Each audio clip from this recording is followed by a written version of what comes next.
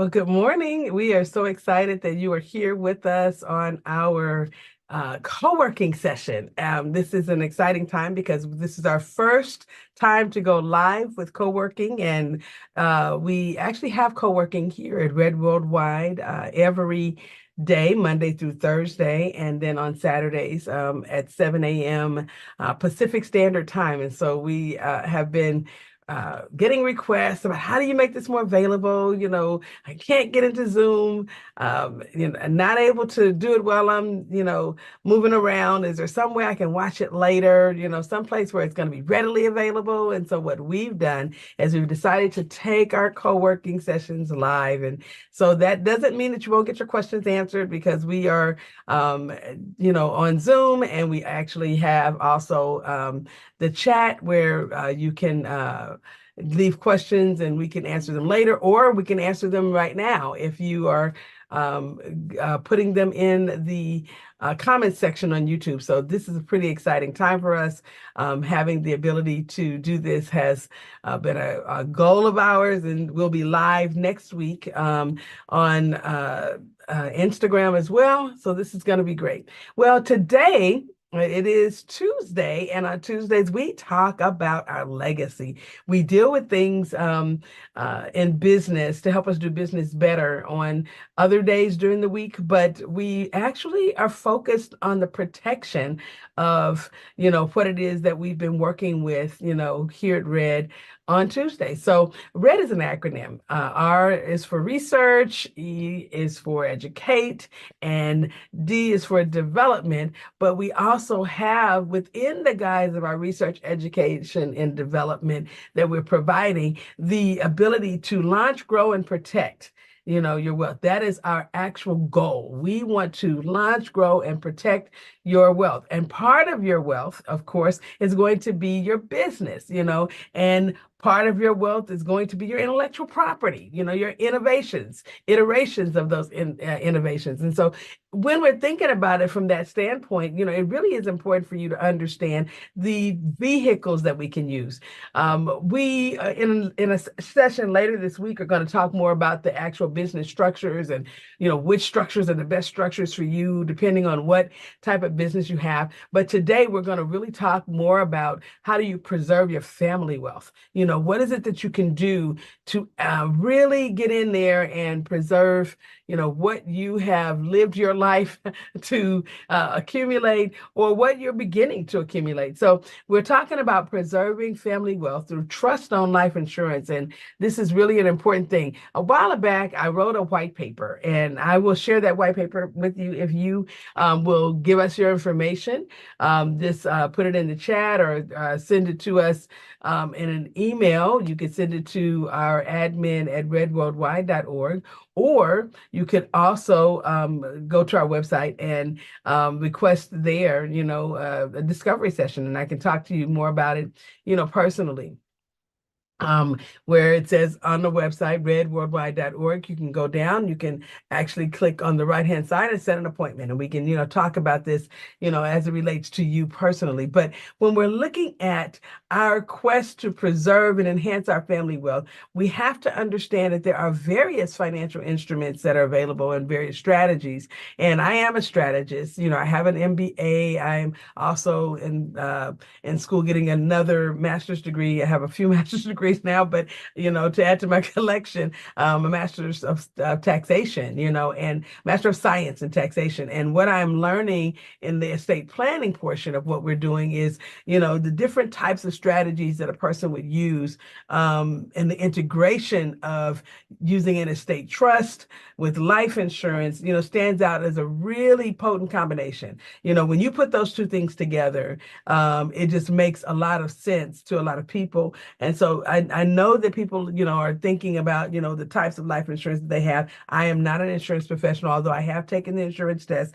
and I do speak insurance code, but I'm not an insurance professional. However, I can direct you to some really good ones. But what I have learned in my studies, with regards to life insurance is that oftentimes people are not as focused on what they can do with the instrument, the insurance contract. They're focused more on the death benefit and not realizing that they could be utilizing their life insurance while they're living.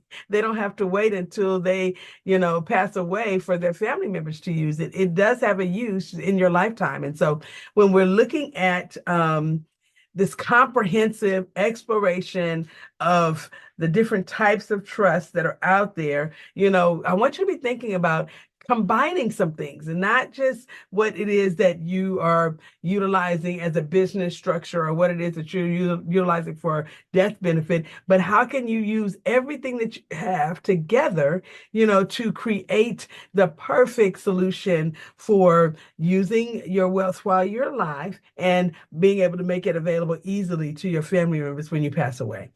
So the strategic use of trust-owned life insurance, when you understand it in the context or within the framework of how the Internal Revenue Code works, it is really a premier strategy for building wealth, preserving wealth, ensuring the continuity of your wealth, and enhancing your family's wealth across generations. Now, how does that affect your business?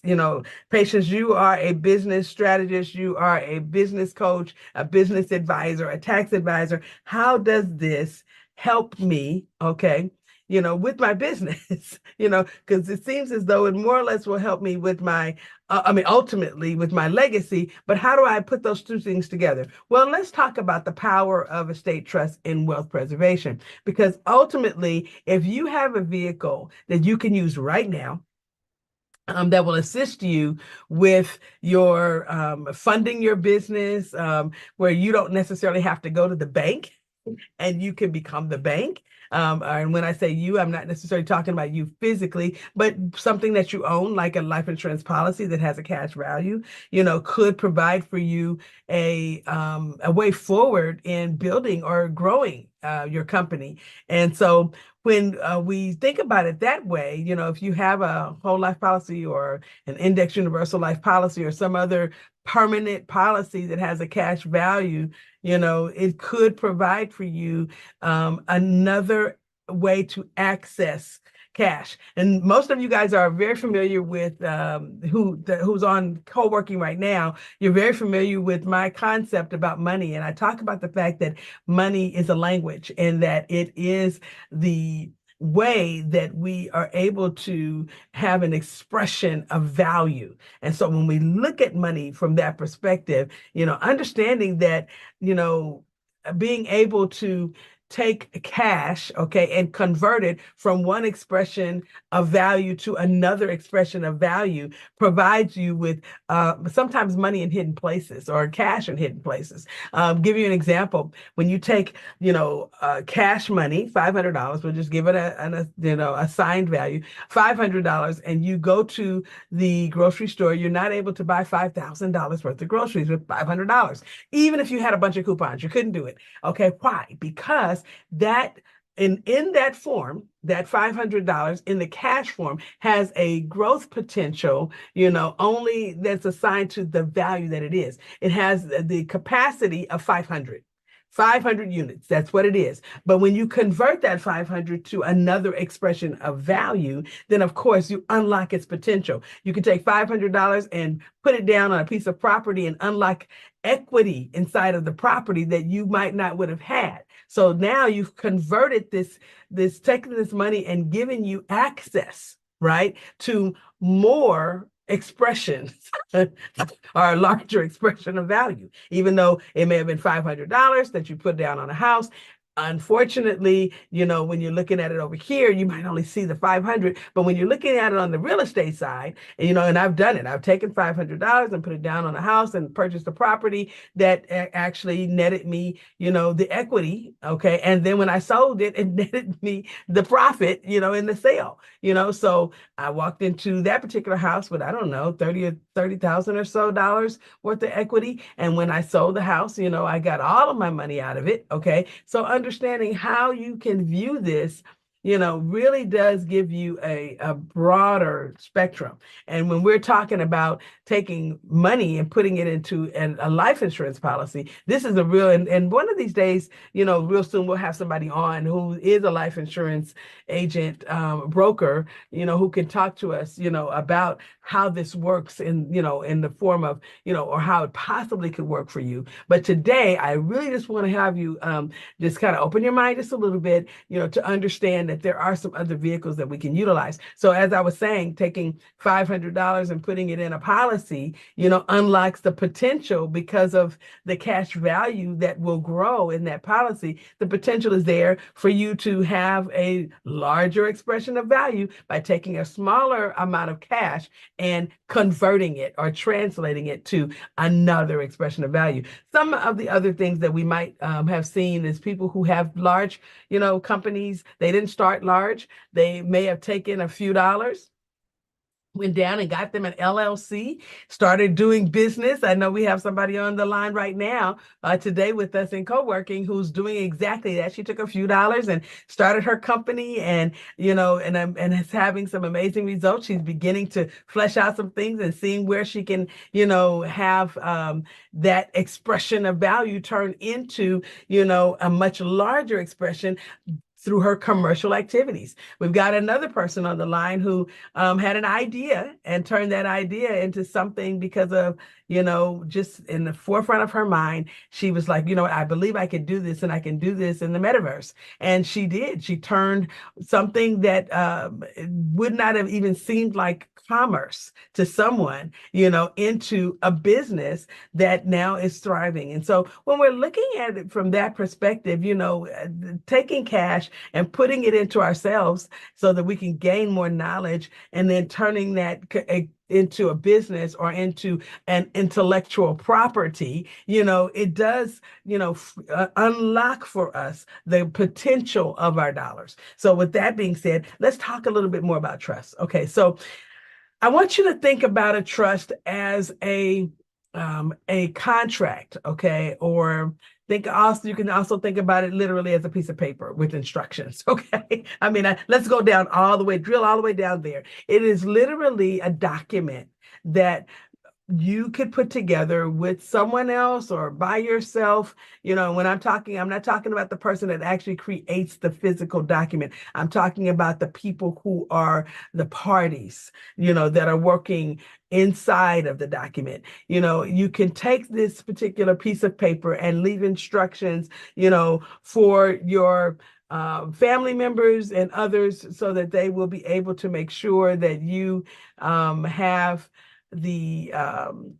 context that you want to have when you leave the earth realm, okay, for your kids and your family members. What you want them to understand about the wealth that you've put together, the information, how you want it to be assigned to, who you want to manage it. All of that is in this document, in this trust document. So when we're looking at the concept of a trust, it's literally, instructions. That's what it is. Now, can you make instructions in there that are very targeted? Well, it depends on the type of trust, that it is. But for the most part, yes, because what matters in a trust is what that document says, what the powers are of the trustee, what it is that you're leaving or making available to the beneficiaries, and who the person is that's actually creating the document, for it to be used. And so let's kind of talk about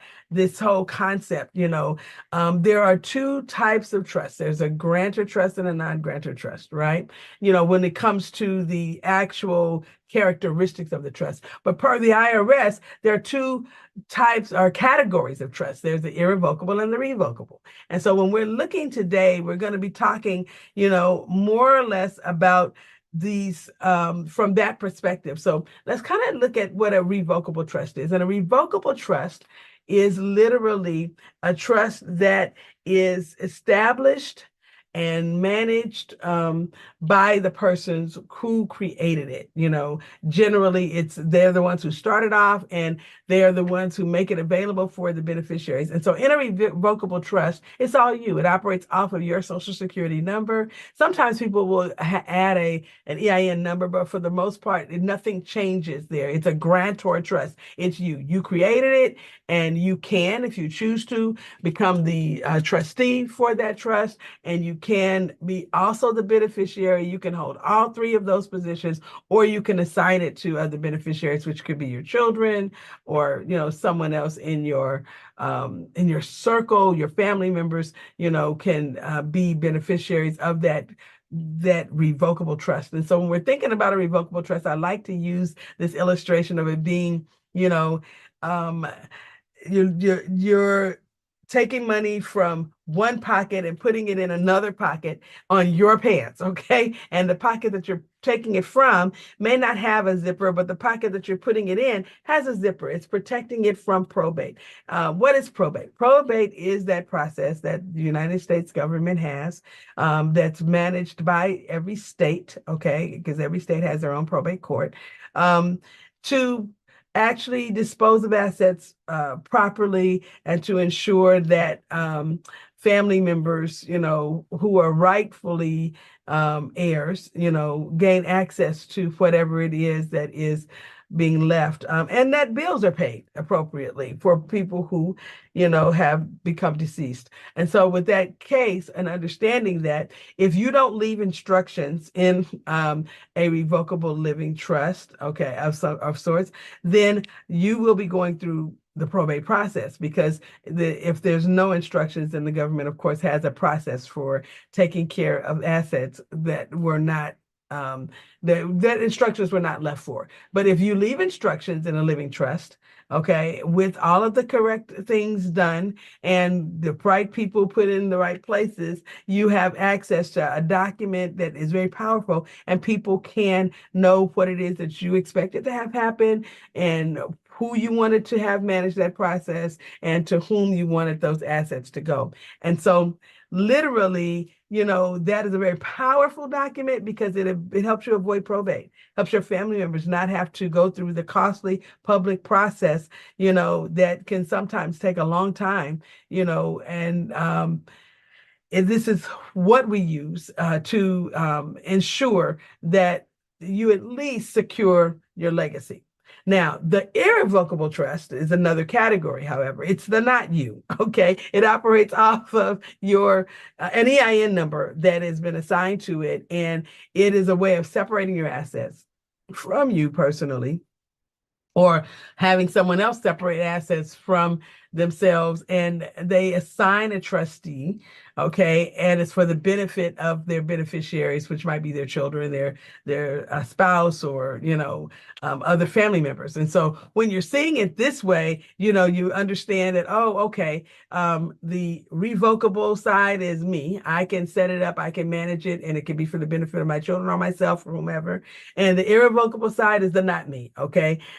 It could be, if I set it up, I'm probably not going to be the person who's the trustee, because again, the whole purpose was asset protection, and it also protects you from creditors, and it protects you from probate. So, you have some other parts in there for the non-grantor trust, which is the irrevocable side, that helps you to make sure that you are separated enough to reduce tax, to, there's lots of benefits, but, to have the protections in there from any kind of predators, editors, or creditors. And and it has those characteristics that are distinct, to assist you if that is the kind of protection you're looking for. And so, because of the specific powers that are in that non-grantor trust, it is a distinct tax entity, and it has its own unique tax implications.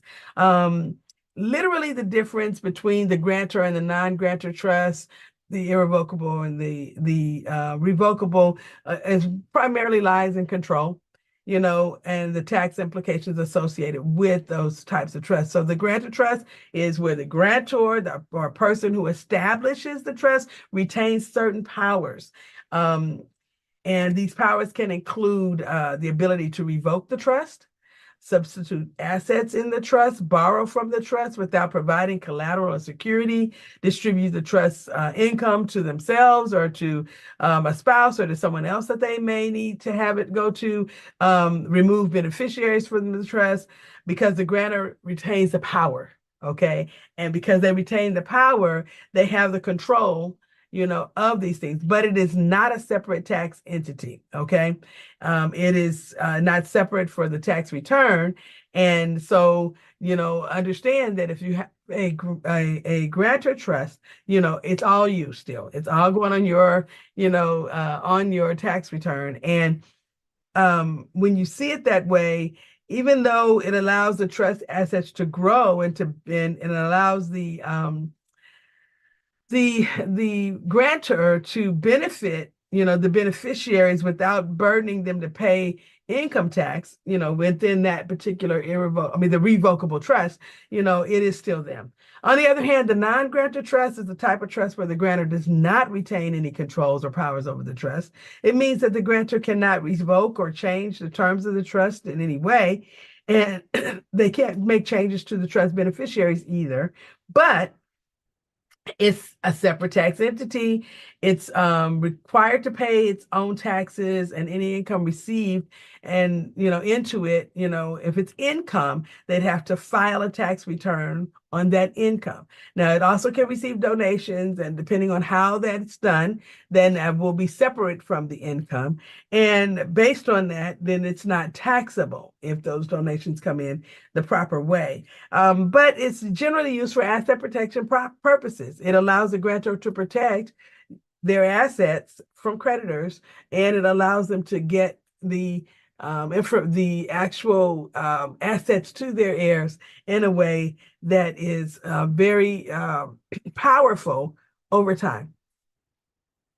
Okay, so let's talk about some, tax implications. How do we look at, these trusts, okay? And especially in the context of life insurance, it's really governed by specific internal revenue codes, and the grantor's control or lack of control over the trust is a pivotal situation when it comes to tax liability. So let's look at that really carefully for the next few minutes, because I want you to kind of get this in your mind. So in a grantor trust, the grantor, or the person who establishes the trust, retains certain powers over the trust. These powers can include the ability to revoke the trust, substitute assets, but we also need to understand that there is no separate tax return for the grantor trust. However, if the grantor ceases to be deemed owner of any portion of the trust, the grantor will be considered to have made a taxable gift of all assets attributable to such a position. And so, on the other hand, when the trust doesn't qualify as a grantor trust for income tax purposes, in other words, it's a non-grantor trust, an irrevocable trust, it's considered, in this particular case, a separate tax entity. And so it's required to pay income tax, and it receives, the ability, though, to have this influence on tax treatment, okay, that's asserted to it, not for the grantor's sake, okay, but for the trust's sake. In other words, it's actually allowed to grow and to pass the income to the beneficiaries. And where this control is not there for the grantor, it allows for certain tax benefits, and even though it is responsible for its own tax obligations, there are certain things that are really beneficial to a person who is utilizing that trust. So when we're looking at estate planning, according to the IRS Internal Revenue Code Section 101A, it generally is a provision there that the proceeds of a life insurance policy that's paid for, by reason of the insured's death, they're not included in the gross income of a trust for income tax purposes. This means that the death benefit of the policy from that life insurance policy that might be in the trust is typically received income tax free to the beneficiaries, whether the policy is owned by an individual, the grantor trust, or a non-grantor trust. So even if the policy was owned by an individual and transferred into the trust, the beneficiaries are going to get the proceeds tax free. If it was owned by the trust itself, the trust established this policy for the persons who are associated with the trust, and the funds are to go to the beneficiaries, they're going tax-free, and it really needs to be something that you understand, that depending on how the policy is structured and where the policy is put, then the tax treatment, it's really dictated by the Internal Revenue Code. And so we're looking at that 101A, Section 101A, as the guiding authority for, how this trust can take possession of the and pass through and distribute, the death benefit right now. Okay, that's what we're talking about. And I want you to really look at the fact that when you put life insurance inside of a trust, okay, there's a myriad of benefits. One of the things that you have to understand is it's like a financial safety net. And this is really important because it provides liquidity, it ensures tax efficiency, and it aids in the seamless transfer of wealth, and so tax treatment can really change if the life of the insurance policy is owned by a trust. And I mean, it's kind of phenomenal when you look at it that if it's a grantor trust, then the grantor is treated as the owner, okay, of the true assets or the trust assets. And for income tax purposes, according to Section 671 through 677, the grantor is taxed on the trust income, but if it's a non-grantor trust, okay, and then we're looking at Section 101A, to look at, and also IRC Section 2042, we can see, where the trust is the owner of the policy, and of course, then the tax benefits there are that the proceeds are coming out tax-free. So this is something that we want to pay attention to because it really gives us the ability to, know what to do in this situation. So specific circumstances that could cause, the trust-owned life insurance policy, as far as the non-grantor trust, to be able to be used where they could borrow against them and create tax-free income within the trust, are primarily going to be your Internal Revenue Code Section 101A2, known as the transfer for value rule, and Internal Revenue Code Section 72E. And I'm reading these codes because some people have asked, where can I find it in the code? Where can I find it in the code? So the rule in 101A2 says that if a life insurance policy or any interest within is transferred for valuable consideration, the death benefit in excess of the premiums or consideration paid by a transferee is subject to federal income taxation. This rule can apply in the following circumstances. If a loan is paid off, as a part of an exchange, or if the transfer of policy is subject to a loan, okay, then in that particular case, you could end up with taxable income. But if, okay, the borrower is the trust and they borrow against the policy, and the policy has these loan proceeds inside of the trust, then they can be used tax-free. So in this particular case, the tax treatment of a trust-owned life insurance policy under the Internal Revenue Code can vary depending on whether the trust is a grantor trust or a non-grantor trust. If it's a non-grantor trust, okay, then we know that we can actually, because it's the not you, okay, utilize those funds inside of the policy, and it's not considered to be a taxable event, okay? And so paying attention to these internal revenue codes, the 101A2, 101A, and Section 72E, those are going to be really important because the benefits are there. You can use it for wealth building, okay? Internal Revenue Code 101A, this is the last one I'm going to cover, and then we're going to open for question and answer. But Internal Revenue Code 101A1 says that if the proceeds of the life insurance policy is paid by death or of the insured, they're excluded from gross income of the beneficiary because there is that general rule basically states that, the value of that policy can be, transferred tax-free because it's not a grantor trust. So, when the insured dies, they can leave that income available and the estate is going to be able to have access to those funds tax-free if it's left to an estate, or if it's left to the beneficiaries, it's tax-free. Okay. And so that's how that works.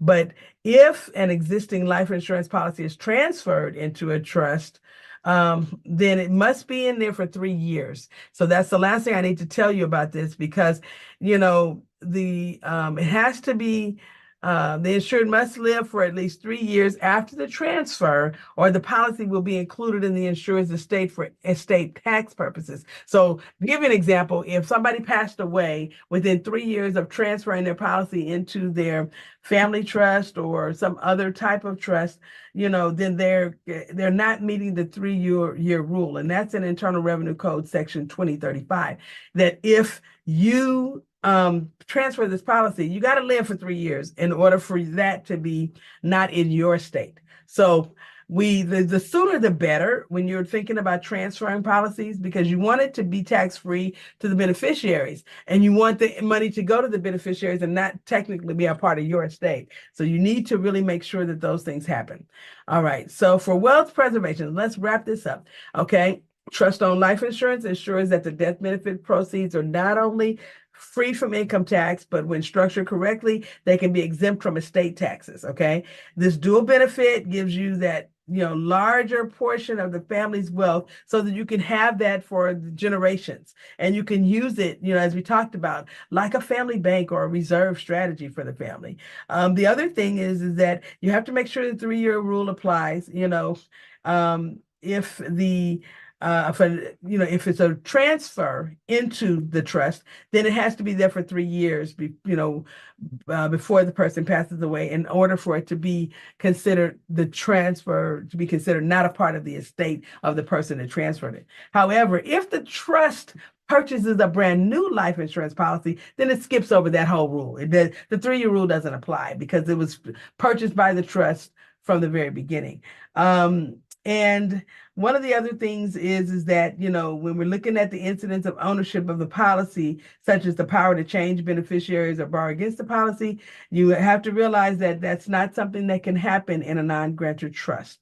Okay. It has to happen beforehand. It's not something you can change around, after you move the policy. Okay. And so, because that's kind of violating a particular rule that we talked about earlier.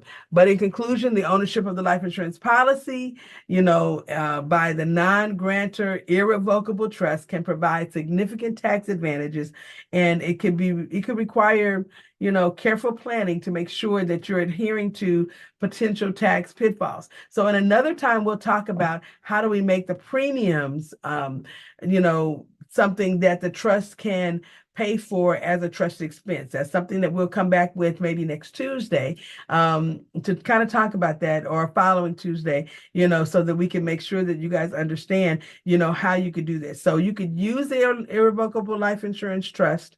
Okay. When you transfer the policy into the trust, it becomes irrevocable life insurance trust. If it's a irrevocable trust, you could use that, to have proceeds to utilize to take care of family members inside of the trust. You could use it for crisis management. If you got an emergency, you can borrow against that policy and use it for emergency, management in the family, control and flexibility, whether it's, uh, a situation where the policy was transferred into the trust or whether it was already something that the trust set up itself, while it's irrevocable, it can be something that becomes a very flexible tool that's used to take care of the people who are the beneficiaries, and then you can, get into a situation where you become this architect, I call that, tailor the design of your use of these policies and making sure that you're able to have it match with what your ultimate goal is for your family's wealth. Well, that's what I can share today about this, and I want to open up for any questions. Does anybody have a question about, what something that, you're thinking about with regards to trust on life insurance or anything with regards to, the family trust itself? If you have a question about that, I'll take it now. Let me see if there's anything in the chat. Okay, no. Okay. Well, you know what? Let me answer this question because I had someone that asked it from me before. When you're thinking about setting up a family trust, okay, what could be some of the considerations that you would make? And this is kind of outside of the life insurance portion, but just in general, for taking care of the beneficiaries, what could be some of the considerations that you want to take in when it comes to, the structure of it? And so one of the things I'll say to you is that the family trust is a very, very expansive and flexible tool for managing family wealth and for taking care of family members. The trust itself can set up other trusts.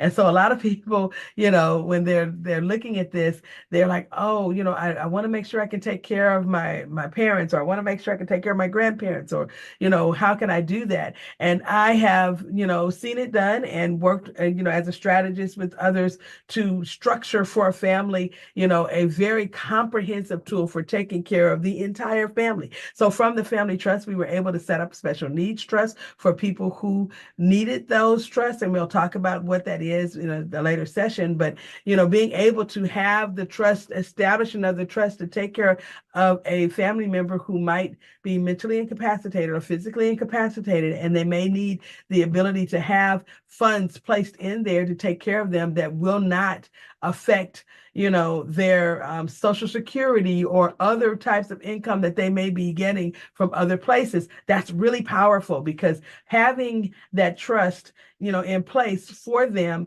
and it doesn't, affect their income is really key. Another thing that you might consider when you're looking at these options that what a family trust could do, it could also set up supplemental care trusts. So if you have family members that need supplemental care, that may mean a quality of life enhancement, being able to go on a vacation, or for that matter, have certain things in your life upgraded, so that you can have a livable condition, that you might not be able to provide if somebody gave you the cash, because it could reduce your Social Security.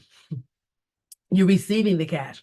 And so being in a position where family members could weigh in to make sure that the quality of life is there, that you have air conditioning in your house or some of these other things that you need to have, them giving you the money could reduce your benefits, but them taking care of it, the family taking care of it through the trust, could enhance your life and not reduce your benefits. So those are really important and key things that you could talk to your estate planner about, or you can contact us, talk to us about it, because we do work with people to help them establish their documents and put things together in a way that's tailored for their needs.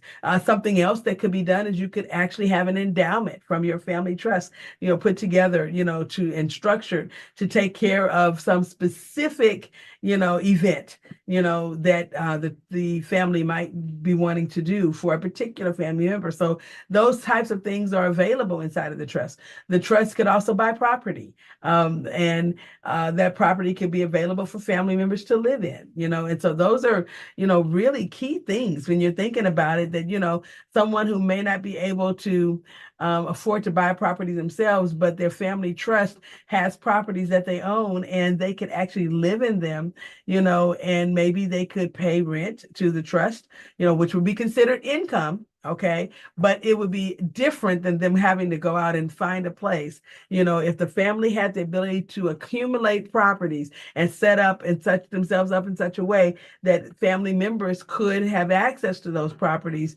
rent-free or, or to pay rent, it could be a very, very powerful tool to use in a family. So, I'm just saying that these are structures that we've talked about. Something else that I've been asked, okay, with regards to the family trust. And when we've been having these discussions, can a family trust, run a business? And so I have to tell you that literally inside of the trust document is going to be the powers of that trust. But one of the things that an estate trust cannot do is run a business. It can own a business, but not run a business because of the way it's structured and the types of laws that are associated with those trusts. Generally speaking, to run a business, there's certain types of commercial activities that are there, and it would trigger income in the trust that, and other types of things that, are not available to it commercially. However, a family trust could start a business trust for business purposes. And a business trust is a commercial trust, and it can run a company. It has everything intact for the state laws, in most states that will allow it to be a commercial entity. So whereas the family trust is not a commercial entity, it is an estate trust. A business trust could be a way forward for someone who's considering a structure that they want to operate in trust, okay? So that's another thing. Can a family trust hold assets? Absolutely, it can. It is set up so that it can hold assets, manage those assets for the sake of the beneficiaries and the trust duration or continuity, and it can distribute those assets to the beneficiaries at such time that it is, necessary for it to do so. So, when you're looking at a family trust, it literally is a vehicle that can be used to manage the wealth of the family, and that's its whole purpose. The fusion of your estate trust with life insurance, when you implement it with a deep understanding of the Internal Revenue Code, it really does emerge as a strategy for building and preserving your family's wealth. And it's not just about the wealth creation, it's about ensuring that the wealth stands the test of time, benefiting not just the current generation, but many generations forward. So when you're looking at that, you want to make sure that you are understanding, its purpose. And then always, always, always get connected to a professional so that you have the ability to know that what you're doing is not just legal, but that you're in compliance tax-wise, and that it's set up properly so that it will stand the test of time. We, promote utilizing our precision tax advisory services that we have at Precision Tax Advisors. And you can get in touch with us at advisors@precisiontaxadvisors.com. And in terms of learning more about these structures, you can learn that from Red Worldwide. We have, classes where we teach this, and, we have lots of books and things that you can get, some free ebooks and all kinds of wonderful things to learn more, about, marrying your commercial activities, which are your business activities, with your estate planning so that you actually have a vehicle to do some things. And with that said, we're gonna, shut this down because it's 8 o'clock, but I am so excited that you've joined us today, and we'll be here tomorrow back with co-working, talking about ideation and intellectual properties, developing out your own products, and how you can productize your services and protect them with, the proper patents and, trademarks. So we'll talk about that tomorrow, and we look forward to you joining us and being a part of that session. And so with that, we're signing off today.